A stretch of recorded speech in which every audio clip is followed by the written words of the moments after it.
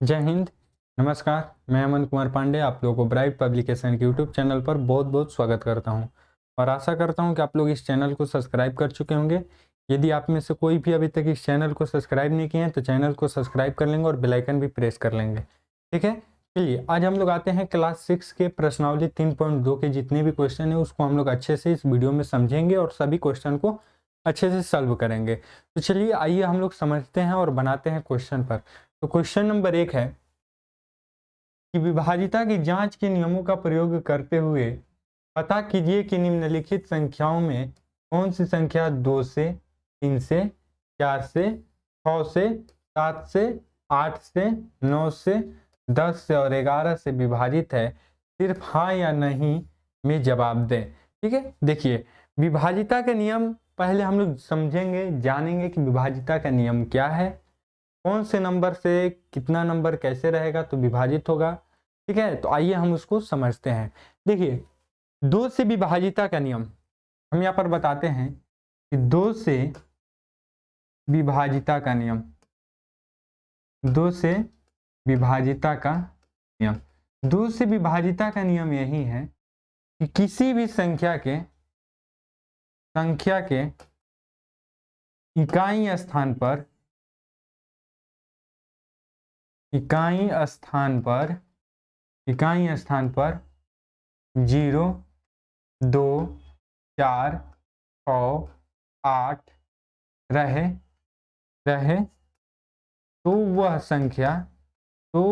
संख्या 2 से विभाज्य हो जाएगा, 2 से विभाजित हो जाएगा, विभाजित होगा। समझ में आया कि नहीं?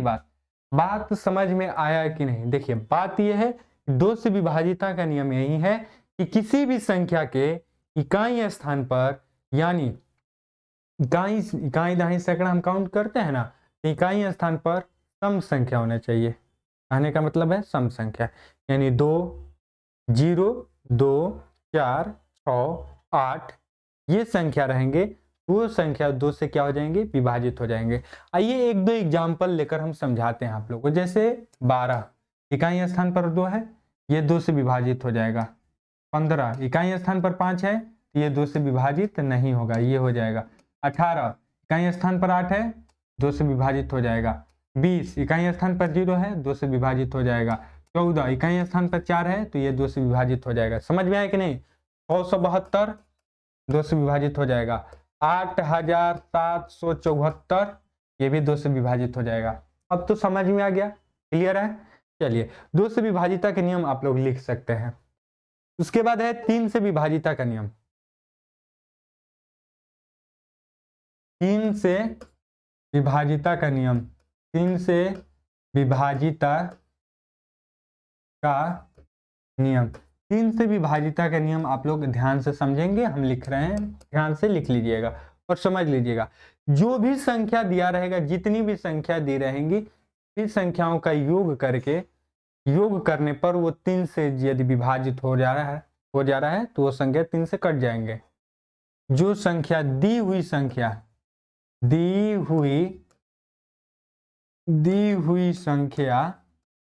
यदि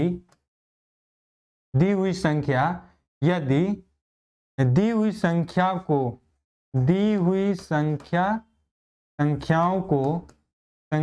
को जोड़ने पर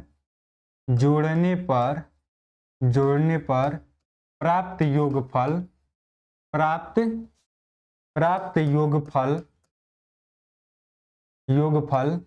3 से विभाजित होगा, 3 से विभाजित होगा तो वह संख्या 3 से विभाज्य हो जाएगा, तो वह संख्या 3 से विभाज्य हो जाएगा, 3 से विभाज्य हो जाएगा। समझ में आया कि नहीं? यदि नहीं समझ में आया तो आइए हम एग्जाम्पल देकर आप लोगों को समझा देते हैं अच्छे से। देखिए कि 3 से विभाज्य होने वाली संख्या, जो भी संख्या दिया रहेगा, जैसे कि मान लीजिए कि कोई संख्या दिया है यहाँ पर, मान लेते हैं 12, तो 12 संख्या दिया हुआ है। संख्या क्या है? 12। इन दोनों संख्याओं को जोड़ेंगे तो कितना आ रहा है 2 और 1, 1 और प्लस 2 करेंगे तो कितना आ जाएगा 3। अब 3 देखेंगे कि 3 से कटेगा कि नहीं, तो 3 तो स्वयं 3 से कट रहा है, तो 3 3 से कट जाएगा, तो ये 12 क्या होगा, ये पूरे 3 से कट जाएगा।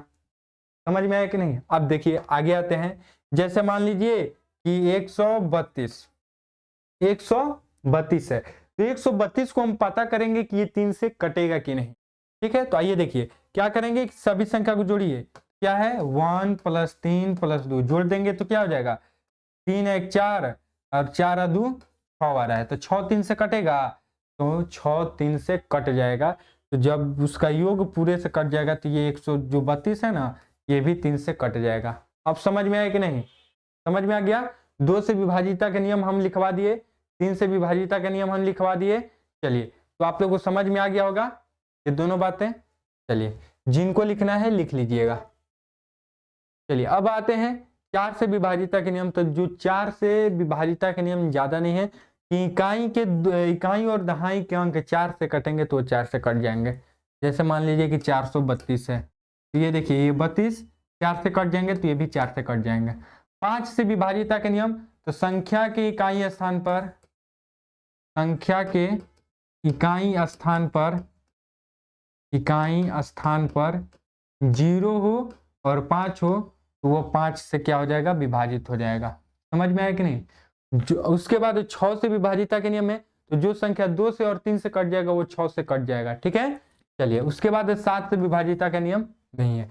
8 से, तो 8 से जैसे कि ये 3 अंक 8 से कट जाएंगे, तो ये 8 से कट जाएंगे। ठीक है ना। 9, तो 9 का वही रूल है, सभी संख्याओं को जोड़ेंगे तो 9 से कट जाएगा, उसका योगफल 9 से कटेगा तो वो 9 से कट जाएगा।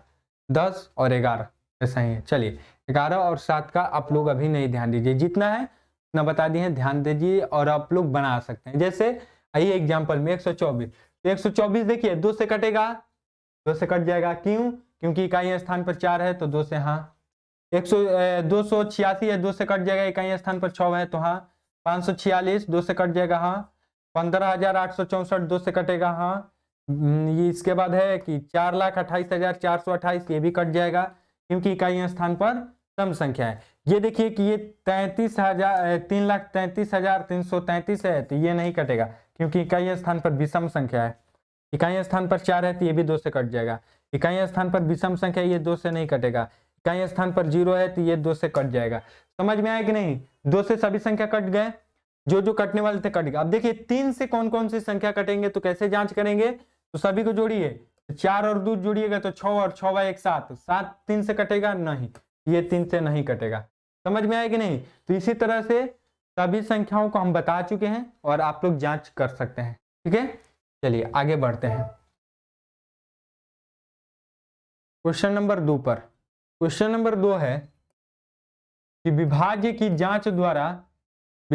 जांच द्वारा ज्ञात करें कि निम्नलिखित संख्याओं में कौन सी विभाग 2 से 3 से और 5 से और 9 से विभाजित होगा। देखिए 126 है, ये 2 से तो कटेगा, ठीक से, क्योंकि इकाई स्थान पर 6 है तो ये 2 से तो कट जाएगा। 3 से इसको जांचेंगे तो 1 + 2 और +6 तो कितना हो जाएगा, 6 2 8 1 9, 9 आ रहा है तो 9 3 से कटेगा, तो ये 3 से कट जाएगा। अब 4 से देखते हैं, 4 से नहीं, 5 से, तो ये 5 से तो नहीं कटेगा, 5 से नहीं कटेगा, क्योंकि इकाई स्थान पर 0 और 5 होना चाहिए। 9 से, तो सभी संख्याओं को जोड़ने पर 9 आ रहा है तो 9 9 से विभाजित हो जाएगा, तो ये 9 से कट जाएगा, यानी 2 से 3 से और 9 से ये तो कट ही रहा है।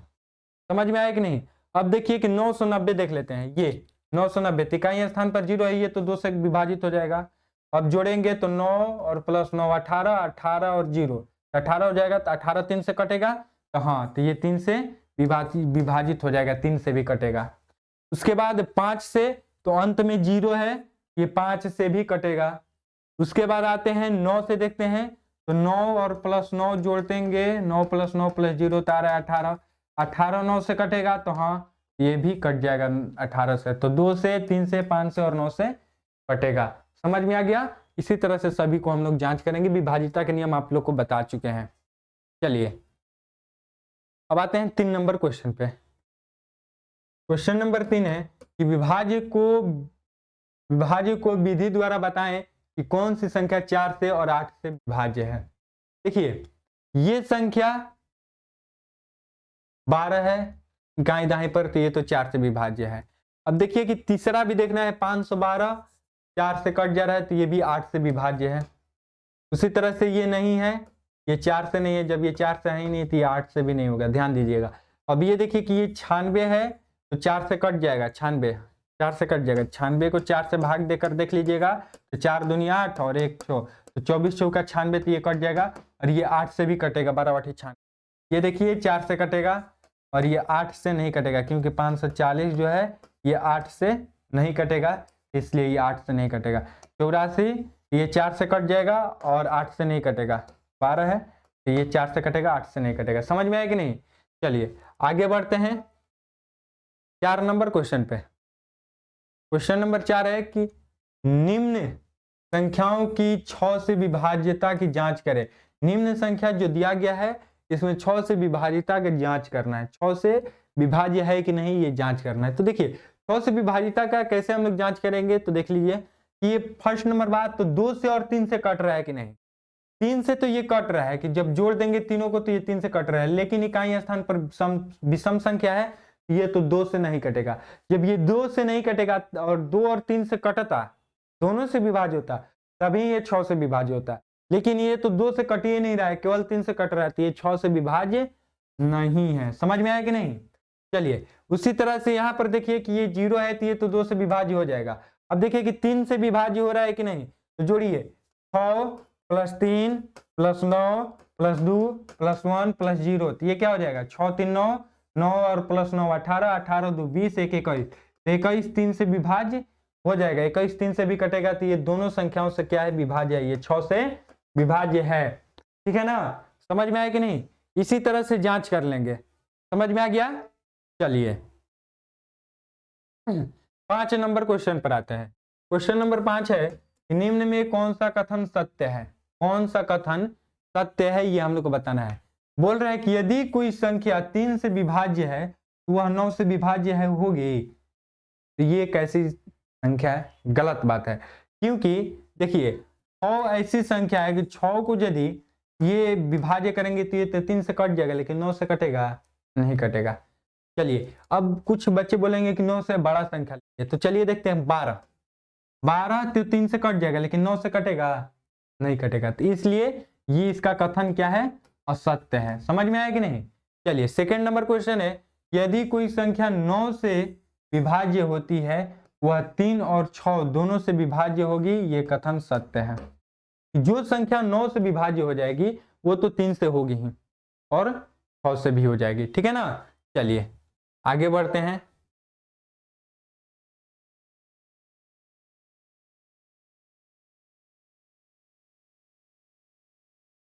चलिए तीसरा नंबर क्वेश्चन है इसका कि सभी संख्याएं जो 18 से विभाज्य होगी वह 3 और 6 दोनों से विभाज्य होगी। सत्य है।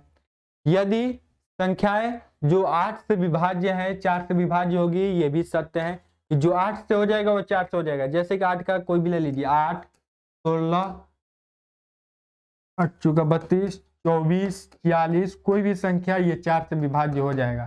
ठीक है ना?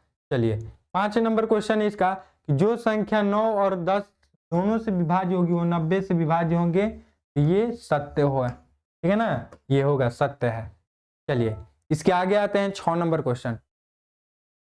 6 नंबर क्वेश्चन है, यदि कोई संख्या दी हुई संख्याओं के योग को पूर्ण विभाजित करती है तो वह उन दोनों संख्याओं को अलग अलग भी पूर्ण कर विभाजित करेगी नहीं। गलत है। ठीक है ना? कि जैसे मान लीजिए ये बोला कि यदि कोई संख्या दी हुई दो संख्याओं को योग को पूर्ण विभाजित करती है, जैसे 6 है, कोई संख्या 6 से कट रहा है, ये 2 से भी कटेगा और 3 से भी कटेगा। ठीक है ना? तभी ये 6 से कटेगा। ठीक है? तो वही चीज बोल रहा है कि क्या वो अलग अलग संख्या से विभाजित होगी, तो ये असत्य है। समझ में आया कि नहीं? चलिए उसके बाद है कि 7 नंबर क्वेश्चन कि 2 सअभाज्य में कम से कम एक अभाज्य संख्या होनी चाहिए, ये सत्य है। चलिए 2 क्रमागत विषम संख्याओं का योग सदैव 4 से विभाजित होगा, ये भी असत्य है। 2 क्रमागत विषम संख्याओं का योग, जैसे मान लीजिए कि 1 है और प्लस 3 है, तो ये कितना हो रहा है 4, तो ये 4 से तो विभाजित हो रहा है। लेकिन उसी तरह से दो क्रमागत संख्या ले लीजिए, विषम संख्या, तो 7 और प्लस 9, तो 9 7 कितना हो रहा है 16, ये भी 4 से विभाजित हो रहा है। उसके बाद कोई संख्या ले लीजिए 11 और प्लस कितना 15, तो जोड़िए तो 6 और 2 26, तो ये 4 से विभाजित नहीं होगा। समझ में आया कि नहीं, 11 और 3 13 हो जाएगा ना, सत्य। चलिए ठीक है, इसके बाद आते हैं 6 नंबर क्वेश्चन पे। 6 नंबर क्वेश्चन है कि 8 24 32 का गुणनखंड ज्ञात कीजिए। 8 24 32 का गुणनखंड ज्ञात करेंगे तो अलग अलग निकाल लीजिए। तो 8 का तो 1 2 4 8, 24 का निकालेंगे तो 1 2 3 4 6 8 12 24, और 32 का निकालेंगे तो 1 2 4 8 16 32। गुणनखंड निकालने का तरीका हम बता दिए हैं, कैसे निकालना है कि ये किस किस संख्या से भाग लग जाता है, ठीक है ना, कौन कौन संख्या से ये कट जाएगा। तो 1 से कटेगा, 2 से कटेगा, 4 से कटेगा और 8 से कटेगा। 24 1 से, 2 से, 3 से, 4 से, 6 से, 8 से, 12 से, 24 से, उसी तरह से 32 में। चलिए 7 नंबर क्वेश्चन है कि निम्नलिखित का सार्व गुणनखंड बताएं। निम्नलिखित का सार्व गुणनखंड बताएं। सार्व गुणनखंड का मतलब कि दोनों का पहले गुणनखंड निकालिए और उसमें से जो जो मिल रहा है वो सार्व गुणनखंड हो जाएगा। तो देखिए 4 का निकालेंगे तो 4 किस किस संख्या से कटेगा, 1 2 4, ठीक है, 1 2 4 से। और 32 का निकालेंगे तो 1 2 4 8 16 32, तो इसका सार्व गुणनखंड क्या होगा, कौन कौन मिल रहा है, 1 2 4 और 1 2 4, तो इसका सार्व गुणनखंड हो जाएगा 1 2 4। समझ में आ गया ना कि जो जो मिल रहा है वो सार्व गुणनखंड हो जाएगा। उसी तरह से 8 32 42 को भी हम लोग निकाल लेंगे। आते हैं next question 8 number. 8 number question है कि निम्न का गुणज निकालें। निम्न का गुणज निकालें। गुणज निकालने का मतलब हो गया कि वो उसके पहाड़ा में आ रहा है, उसका पहाड़ा लिख दीजिए। 8 का, तो 8 का गुणज 8 8 16 8 24 8 32 8 5 40, ये 10 तक ही नहीं आगे भी बढ़ते जाएंगे, ठीक है ना। और 10 का गुणज तो 10 20 30 40 50 60 70 80 90 100, ये आगे भी बढ़ते जाएंगे। गुणज हम लोग आगे भी बढ़ा सकते हैं, ठीक है ना, तो वो पहाड़ा के रूप में लिखना है। उसी तरह से 4 का पहाड़ा लिख दीजिए, 12 का पहाड़ा लिख दीजिए। गुणज लिखने तो आ जाएगा 3 का 5 का 8 का, ये तो लिख लेंगे। गुणज पहाड़ा ही लिखना है बस, और कुछ नहीं है। 9 नंबर क्वेश्चन है कि निम्न का सार और गुणज बताएं। 4 और 14 का सार और गुणज बताना है। तो देखिए 4 का जब पहाड़ा लिख रहे हैं तो 4 4 दूनी 8 4 6 12 4 4 16, ये तो लिख दिए हम 40 तक। 4 का पहाड़ा 10 तक लिख। 14 का तो 14 14 दूनी 28 14 43 14 का 56 14 5 70 14 6 84। तो अब देखिए कि कौन कौन मिल रहा है। तो देखिए यहाँ पर 28 मिल रहा है, इसमें भी 28 मिल रहा है। अब देखिए और कुछ मिल रहा है, नहीं, और कुछ नहीं मिल रहा है। इसका गुणज क्या हो जाएगा, 28 हो जाएगा। गुणज क्या हो जाएगा, 28 हो जाएगा।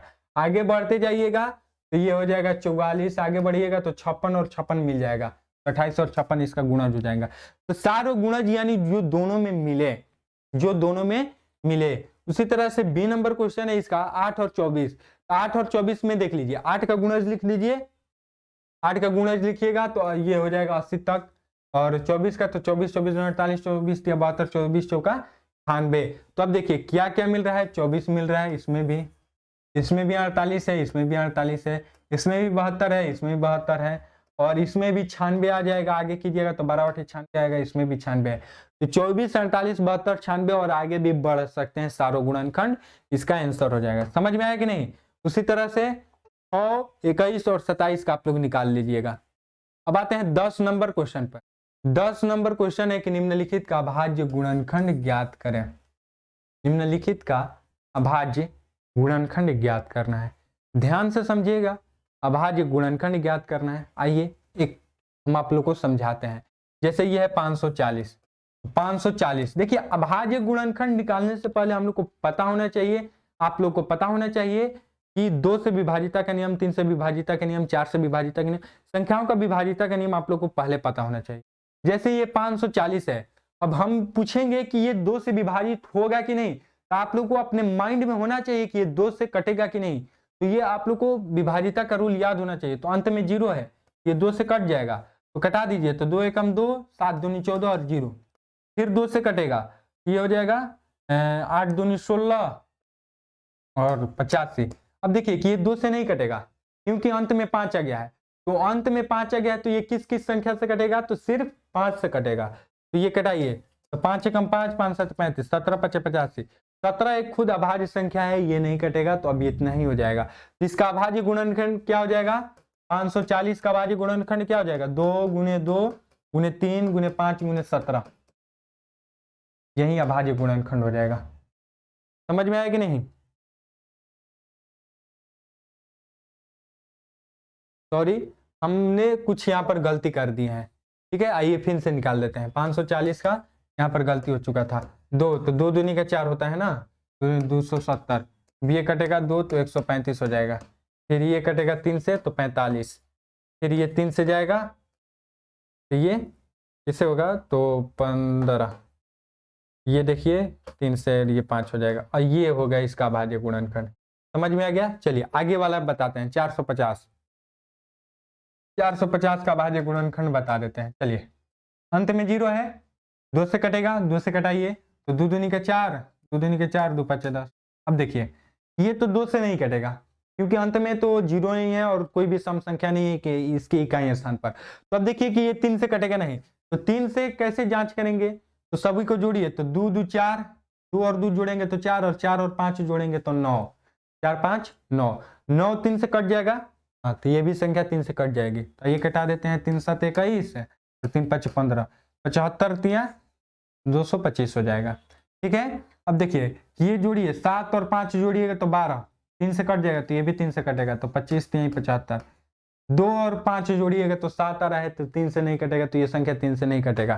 4 से तो नहीं कटेगा। अब आते हैं 5 से, तो 5 से कट जाएगा, क्योंकि 5 से विभाजिता का नियम है, इकाई स्थान पर 0 और 5 होना चाहिए। यहाँ पर 5 है तो ये 5 से कट जाएगा, तो 50 25। समझ में आया कि नहीं? तो इसका 450 का अभाज्य गुणनखंड क्या हो जाएगा, 2 गुने 3 गुने 3 गुने 5 गुने 5, ये हो जाएगा अभाज्य गुणनखंड। समझ में आ गया? चलिए आगे बढ़ते हैं। इसके बाद है 420। तो 420 का अभाज्य गुणनखंड हम यहीं पर निकाल देते हैं। 420 है, इसका अभाज्य गुणनखंड निकाल लेते हैं। देखिए अंत में 0 है तो ये तो 2 से कटेगा, कटाई दीजिए 2 से, 21 दूनी 42, 0 हो जाएगा। फिर देखिए अंत में 2 है तो 2 से 0 है तो 2 से कट जाएगा, तो 2 एकम 2, 2 5 10। अब देखिए कि ये तो 2 से नहीं कटेगा, अंत में 5 आ गया, तो अब देखिए 3 से जांच कीजिए, तो 5 1 6, तो 6 3 से कट जाता है, तो ये भी 3 से कट जाएगा, तो 3 का 9 और 3 5 15 35, 5 और 3 8, ये अब 3 से नहीं कटेगा, तो 5 से 5 से कट जाएगा, तो 5 7 35। देखिए क्या क्या इसका अभाज्य गुणनखंड आ गया, 2 गुने 2 गुने 3 गुने 5 गुने 7, ये क्या आ गया, इसका अभाज्य गुणनखंड आ गया। समझ में आया कि नहीं? ये क्या हो गया, इसका अभाज्य गुणनखंड हो गया। 2 गुने 3 2 गुने 2 गुने 3 गुने 7 गुने 5। तो इसी के साथ हम लोग का प्रश्नावली 3.2 कंप्लीट हुआ, और आशा करते हैं कि आप लोग को हर एक क्वेश्चन अच्छे से समझ में आ गया होगा, अभाज्य गुणनखंड निकालने समझ में आ गया होगा, हर एक क्वेश्चन समझ में आ गया होगा। यदि समझ में आ रहा है तो लाइक कीजिए, शेयर कीजिए, और चैनल को सब्सक्राइब करें, और कमेंट करके जरूर बताएं कि पढ़ाई कैसे लग रही है, ठीक है। मिलते हैं फिर नेक्स्ट वीडियो में, आज के लिए इतना ही। जय हिंद, जय भारत।